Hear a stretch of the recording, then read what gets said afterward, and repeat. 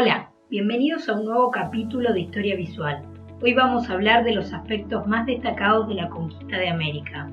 Antes de empezar, no te olvides de suscribirte y activar la campanita para recibir las últimas novedades del canal. Hay una serie de inventos y avances técnicos surgidos a mediados del siglo XV que facilitaron el inicio de lo que más tarde sería la conquista de América. Hablamos de la pólvora, la brújula, la carabela y otros instrumentos de navegación como el astrolabio. También se mejoraron los mapas. El origen del complejo proceso histórico que estamos tratando en esta ocasión tuvo una duración de más de 300 años. Se remonta al año 1400 aproximadamente. En ese momento, Europa no sabía que existía América y América desconocía la existencia de Europa. Navegantes chinos habían recorrido la costa oriental africana y algunos comerciantes de Medio Oriente se relacionaban con Asia. Sin embargo, las relaciones entre los continentes eran limitadas.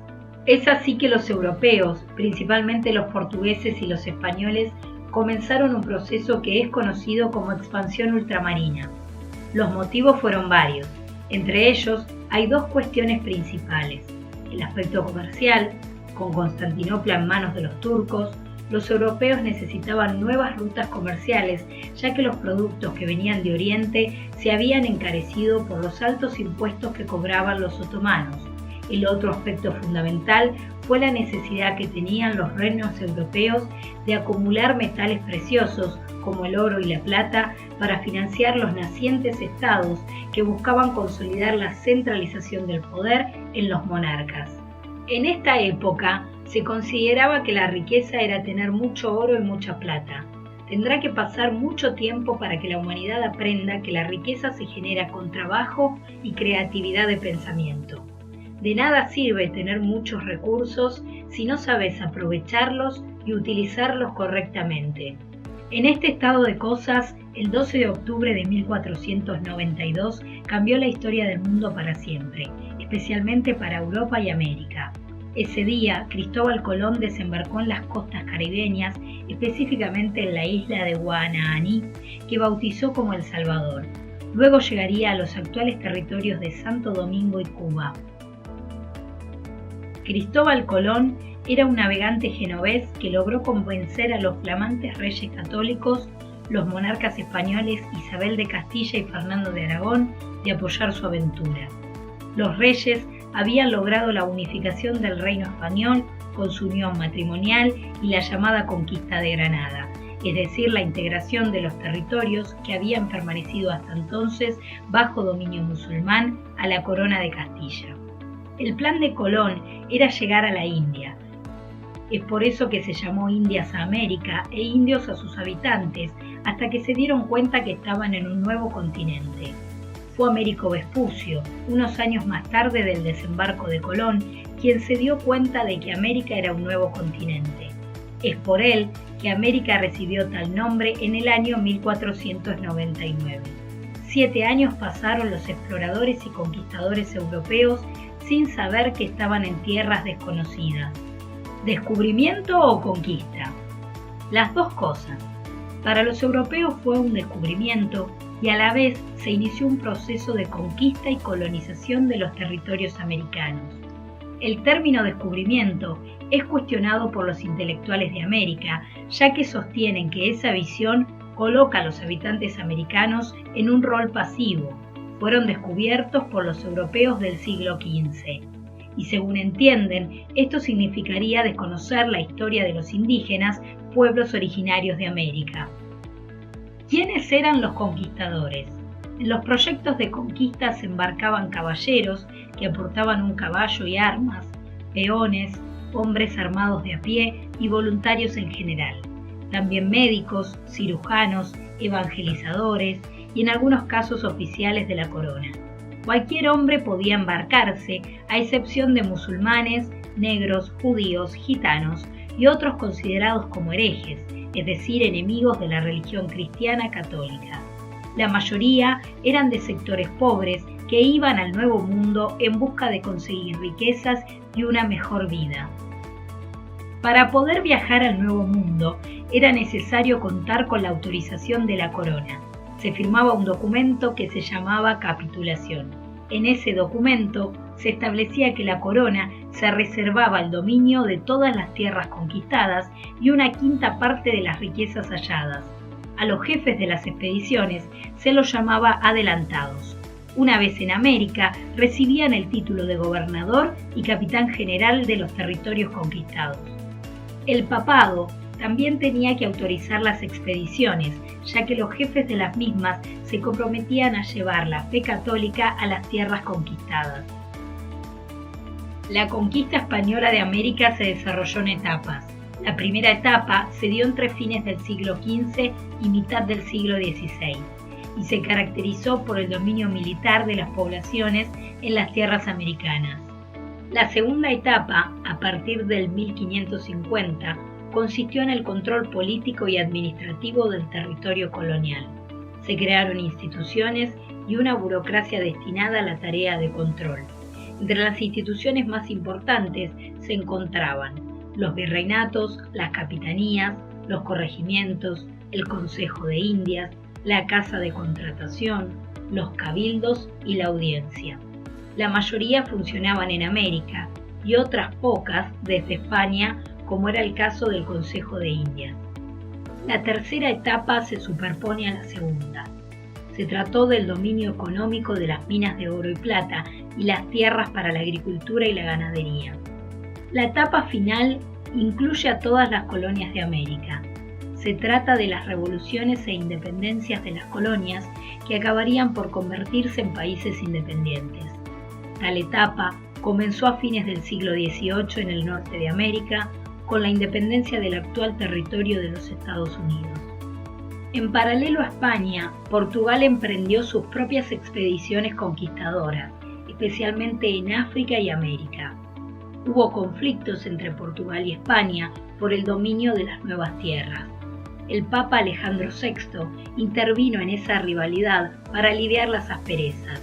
Así, en 1493, una bula papal determinaba que todas las tierras que se hallaban al occidente de una línea imaginaria que se trazaba de norte a sur, a 100 leguas al oeste de las Islas Azores y de Cabo Verde, serían para España, y del otro lado serían para Portugal.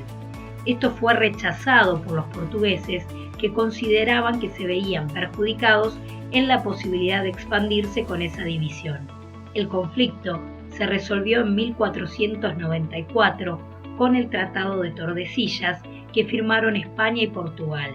Este tratado definió el trazado de una línea imaginaria de norte a sur a 370 leguas al oeste de las islas de Cabo Verde. Portugal podía explorar y ocupar las tierras al este de esa línea y España al oeste de la misma. Fue así que España dominó casi la totalidad de América hasta la llegada de otros países europeos, a excepción de lo que actualmente es Brasil. Portugal controló el actual Brasil y gran parte de África. Los otros países europeos que emprendieron la aventura conquistadora fueron Inglaterra, Francia y Holanda. Los ingleses fundaron la Compañía Inglesa de las Indias Orientales. Querían encontrar un paso por América del Norte para llegar a Oriente. Así que al principio no ocuparon el territorio del norte de América, solo lo rodearon y lo analizaron. Con el tiempo controlaron ese territorio hasta formar las 13 colonias británicas, actual territorio de Estados Unidos. Las colonias del norte se dedicaban a la actividad agropecuaria y comercial, mientras que las del sur se dedicaron al monocultivo de productos exportables como el algodón y el tabaco. Esa tendencia entre norte y sur se mantuvo hasta la independencia de las colonias. En cuanto a Francia, a comienzos del siglo XVII ocupó parte del actual territorio canadiense. También lo hizo en Luisiana, que fue vendida por Napoleón Bonaparte a Estados Unidos en 1803, Haití y Martinica. En América del Sur se estableció en Guayana Francesa, dependencia colonial que Francia conserva en la actualidad bajo la forma administrativa de Departamento de Ultramar. Holanda, también a inicios del siglo XVII, emprendió expediciones colonizadoras. Principalmente buscaba competir con Portugal por el comercio del Océano Índico, objetivo que consiguió por contar con mejor tecnología en barcos, más recursos económicos y militares. Venció a Portugal tecnológica y militarmente. Las ocupaciones holandesas en América fueron Nueva Ámsterdam, más tarde rebautizada como Nueva York, la Guyana holandesa en el norte de América del Sur, territorio hoy independiente, y algunos asentamientos en el Caribe, como las Antillas holandesas, hoy independientes. En el caso de Aruba, vale aclarar que es un país autónomo constituyente de Holanda. Esto quiere decir que Aruba, el país caribeño, forma parte del Reino de los Países Bajos. ¿Por qué fue exitosa la conquista de América? Explicaremos 5 razones principales. 1. La superioridad militar. Los europeos contaban con armas de fuego, espadas y armaduras frente a lanzas, arcos y flechas y sin armaduras por parte de los indígenas. 2. El uso del caballo por parte de los europeos, que les daba ventajas militares, además de aterrorizar a los indígenas. 3. Las propias creencias politeístas de los indígenas, especialmente en el imperio azteca e inca, que al principio creyeron que los europeos eran enviados por los dioses. 4. Los europeos supieron aprovechar las disidencias internas entre los indígenas. Recordar en este sentido que los imperios azteca e inca se formaron tras dominar militarmente a otros pueblos, así que tenían muchos enemigos. Esto fue capitalizado por los europeos, que se aliaron con los indígenas enfrentados al imperio inca y azteca. 5.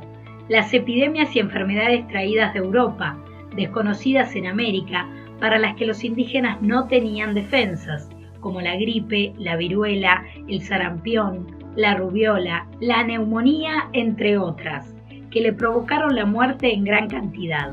Algunos investigadores hablan de una catástrofe demográfica al referirse a este tema. ¿Cuáles son las consecuencias de la conquista de América? Hay que diferenciar las consecuencias de corto, mediano y largo plazo. En cuanto a las de corto y mediano plazo, tenemos que mencionar principalmente las muertes, las enfermedades, el cambio drástico de vida para los indígenas y para los europeos que viajaron a América a conquistarla y colonizarla. A largo plazo cabe enfocarse en las cuestiones culturales como el idioma, inglés, francés, portugués, holandés o español, según de qué parte de América se trate. La religión, mayormente cristiana católica o protestante, de acuerdo a qué región de América miremos. El mismo nombre del continente, los mismos nombres de muchas ciudades o lugares de América y mucho más que nos enlaza a ambos continentes en una historia en común. Antes de finalizar el video de hoy, llamamos a la audiencia a reflexionar sobre algunas cuestiones que plantearemos como interrogantes. El estado actual de América del Sur y Central, en contraste con América del Norte, ¿tendrá algo que ver con la propia historia colonial de tales regiones? El hecho de que España y Portugal hayan llevado a sus colonias al catolicismo frente al protestantismo preponderante en el norte de América, llevado por Gran Bretaña, ¿podrá tener relación con la visión de la pobreza y de la riqueza de estas regiones? ¿Esa visión impacta en el desarrollo de tales países? ¿Cómo se ve al esfuerzo y al éxito en las distintas regiones de América? Si te llevas un aporte interesante de este video, dale like.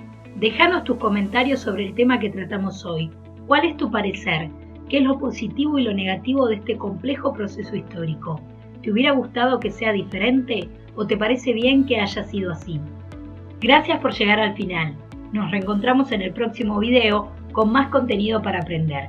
Hasta la próxima.